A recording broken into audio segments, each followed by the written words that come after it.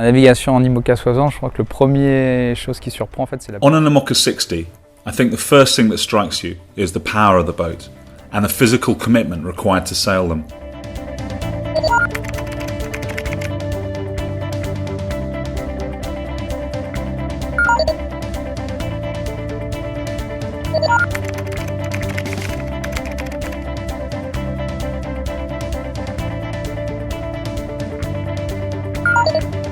J'ai grandi à côté de Nantes, près d'une rivière.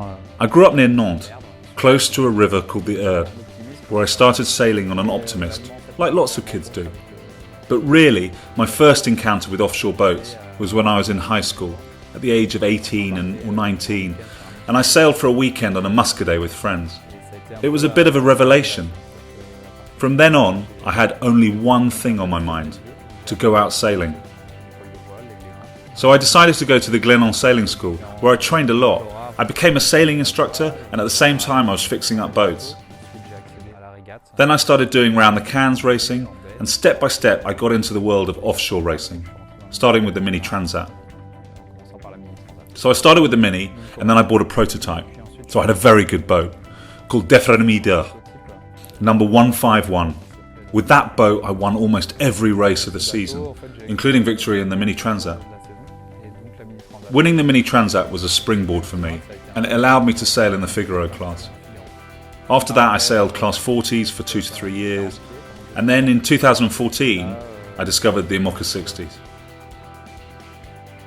The boats are special because they're very fast, with immediate acceleration, quite stiff and extremely powerful. As soon as there is the slightest breeze, the boat takes off, and similarly if there's some wind, you quickly have to reduce the sail area. Sailing these boats is magic. They're safe too. It's just great. I would say it's perfect.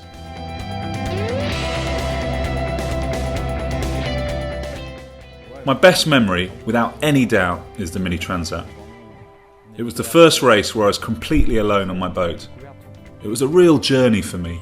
You're on a small boat, alone in the middle of the ocean with no one around, zero communication. Those are important moments in the making of a human being, and also in becoming a real offshore sailor. The worst memory is also the Mini Transat. My first one in 2001, when after I broke my automatic pilot, I had to turn back and abandon the race.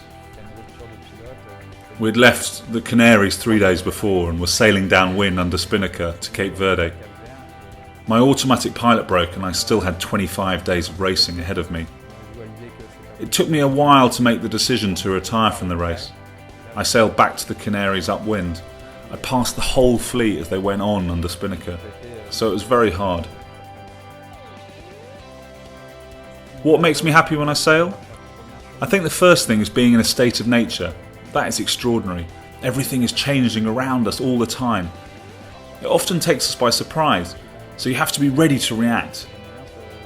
I like the contact and the proximity we have to nature. We almost feel like an animal, where you have to be permanently in a state of alertness. What am I most afraid of? There is a background anxiety.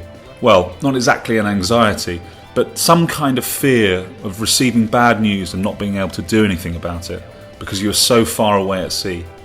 That's my biggest fear.